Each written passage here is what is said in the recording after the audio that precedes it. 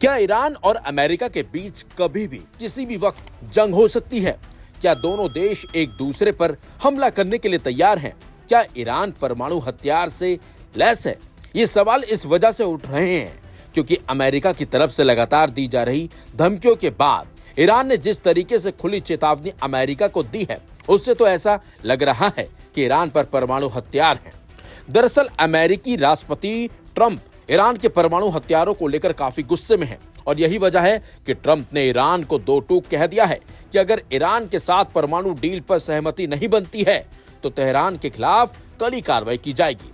Trump की इस धमकी के बाद ईरान ने भी बिना किसी डरे और बिना किसी देरी के ट्रंप को जवाब दे दिया है। ईरान के supreme leader Ayatollah Khan Khamenei के सलाहकार अली लारिजानी ने सोमवार को कहा कि अगर अमेरिका या उनके सहयोगी देश ईरान पर हमला करते हैं तो हमारे पास अपनी रक्षा के लिए परमाणु हथियार का इस्तेमाल करने के अलावा कोई विकल्प नहीं बचेगा और हम परमाणु हथियारों की ओर नहीं बढ़ रहे। लेकिन अगर आप ईरान के परमाणु मुद्दे को लेकर कुछ गलत करेंगे तो हमें अपनी रक्षा के लिए ऐसे कदम उठाने होंगे जो भारी पड़ेंगे। इसके साथ साथ लारिजानी ने कहा कि ईरान ऐसा करना नहीं चाहता, लेकिन हमारे पास कोई विकल्प नहीं होगा। अगर अमेरिका खुद से या इजराइल के जरिए हम पर बमबारी करेगा तो ईरान को बड़े फैसले लेने होंगे। दरअसल ट्रंप ने शनिवार को कहा था कि अगर ईरान ने परमाणु डील को लेकर सहमति नहीं जताई तो उसका जवाब ईरान को दिया जाएगा। इसके जवाब में खामेनेई ने कहा था कि अमेरिका को मुंहतोड़ जवाब मिलेगा।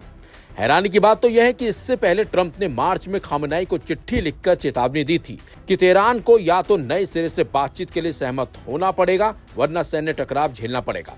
ईरान ने अमेरिका के प्रस्ताव को सीधे तौर पर खारिज कर दिया था। ईरान ने कहा था कि तेहरान वॉशिंगटन के साथ सीधी बात नहीं करेगा। लेकिन अब अमेरिका को जिस तरीके से ईरान ने धमकी भरे लहजे में जवाब दिया है, उससे तो ऐसा ही लग रहा है कि ईरान परमाणु हथियारों से लैस है और वो अमेरिका को टक्कर देने के लिए तैयार है। फिलहाल ये तो वक्त ही बताएगा कि ईरान और अमेरिका की ये तनातनी कहां तक जाएगी और कहां जाकर रुकेगी। बने रहिए लाइव हिंदुस्तान के साथ।